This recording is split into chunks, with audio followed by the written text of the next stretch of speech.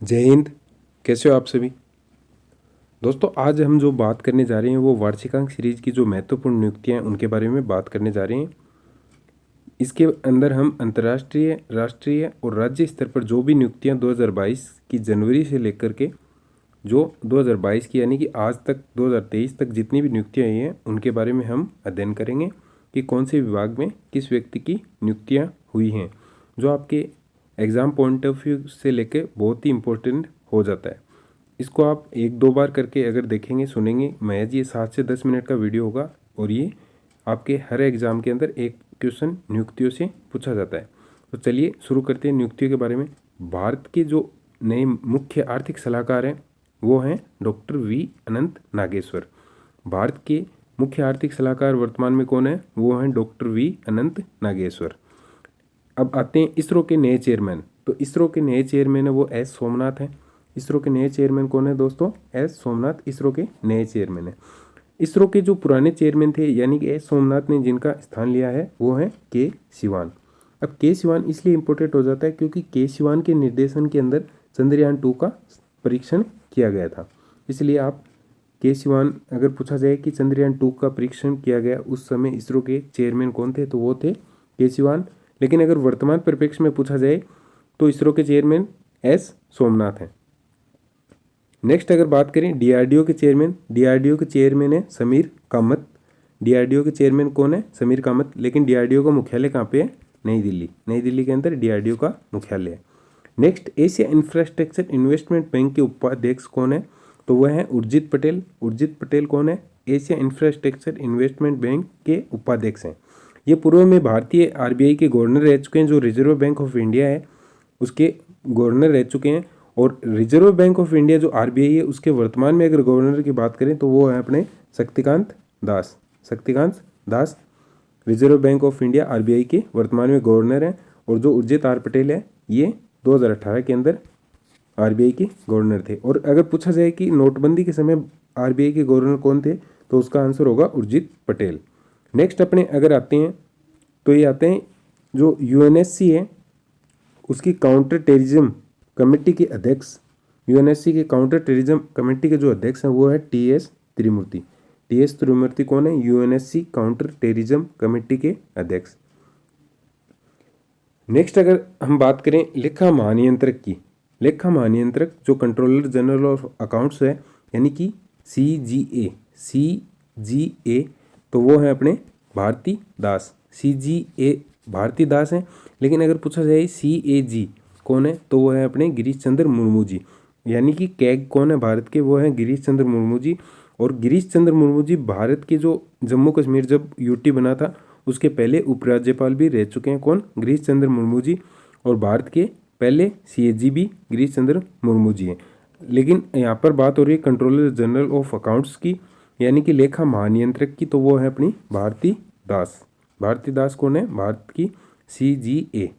Next है अपने JNU महाविद्यालय की जो महिला वाइस चांसलर बनी है पहले नंबर की, वो कौन बनी है? पहली महिला कौन बनी है? वो शांति श्री दुल्लीपुड़ी बनी है। शांति श्री दुल्लीपुड़ी बनी है। नेक्स्ट अगर बात करें हम सेबी की जो पहली महिला अध्यक्ष बनी है, सेबी की पहली महिला अध्यक्ष कौन बनी है? तो वो बनी है माधवीपुरी बुच। माधवीपुरी बुच सेबी की पहली महिला अध्यक्ष बनी है। नेक्स्ट अगर बात करें नए सीडीएस यानी कि चीफ डिफेंस ऑफ स्टाफ यानी कि तीनों सेनाओं के जो चीफ बने हैं, तीनों सेनाओं के जो चीफ बने हैं वो बने हैं लेफ्टिनेंट जनरल अनिल चौहान जी।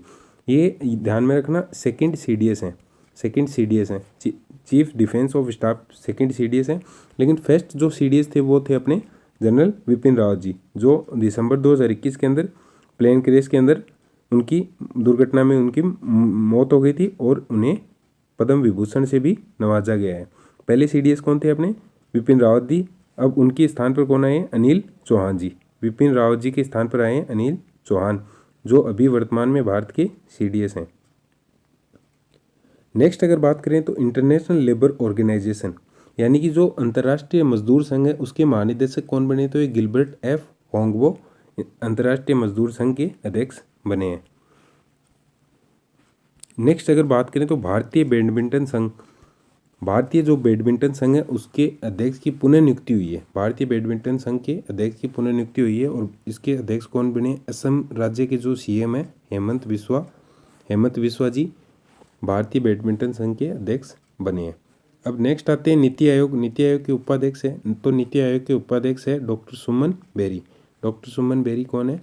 नीति आयोग के उपाध्यक्ष। और सीईओ जो नीति आयोग के नए सीईओ हैं वो हैं परमेश्वरन अय्यर नीति आयोग के नए सीईओ। अब बात करें अगर नीति आयोग के अध्यक्ष ही, तो नीति आयोग के अध्यक्ष होते हैं भारत के प्रधानमंत्री, जो वर्तमान में है नरेंद्र मोदी। भारत के नीति आयोग के अध्यक्ष कौन है? नरेंद्र मोदी जी।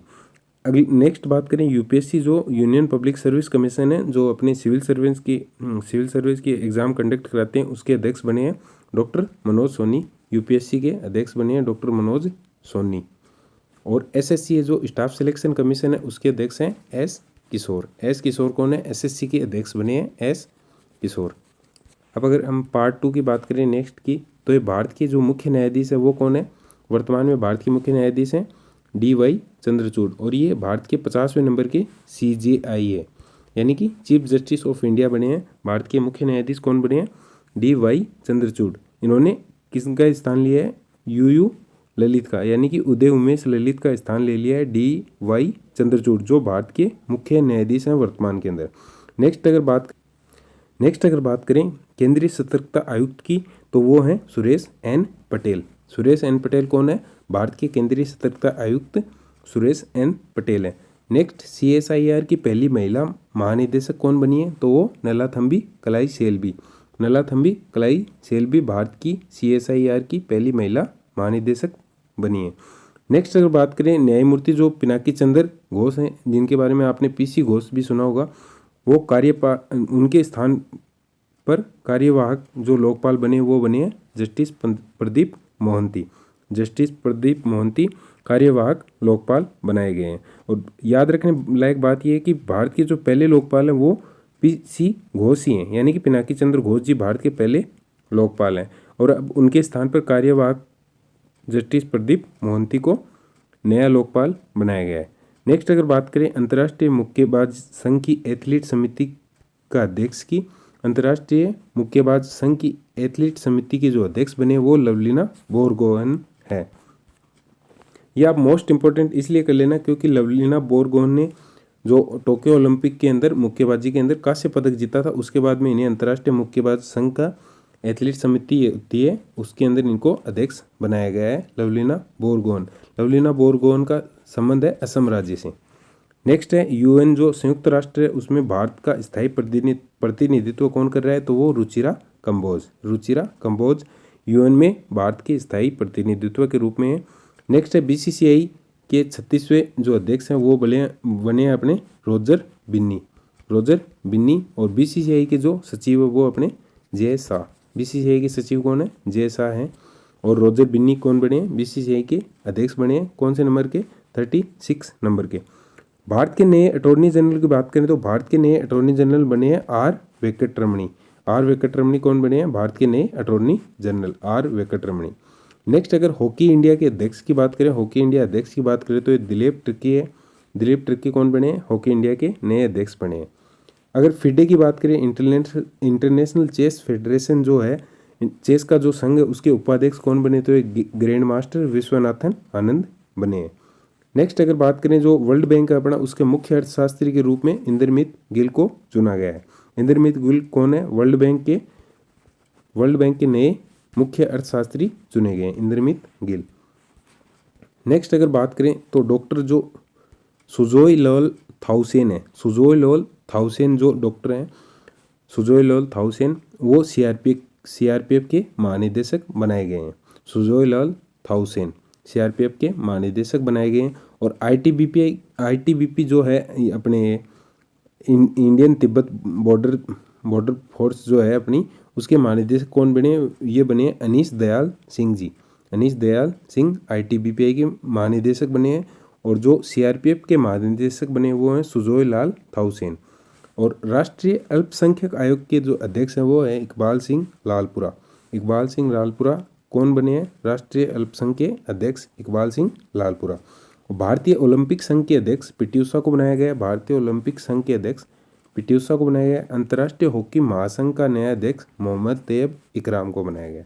अंतर्राष्ट्रीय हॉकी महासंघ का अध्यक्ष मोहम्मद तैयब इकराम को बनाया गया। और अंतर्राष्ट्रीय अनुसूचित जाति आयोग जो NCSC है उसके अध्यक्ष कौन बने हैं? विजय सांपला। दोस्तों आज जो 2022 के अंदर जो भी महत्वपूर्ण नियुक्तियां अब तक हुई थी उसके बारे में मैंने आपको पूरी जानकारी प्रोवाइड करवाने की पूरी कोशिश की है। आशा करते हैं आपको पसंद आई होगी।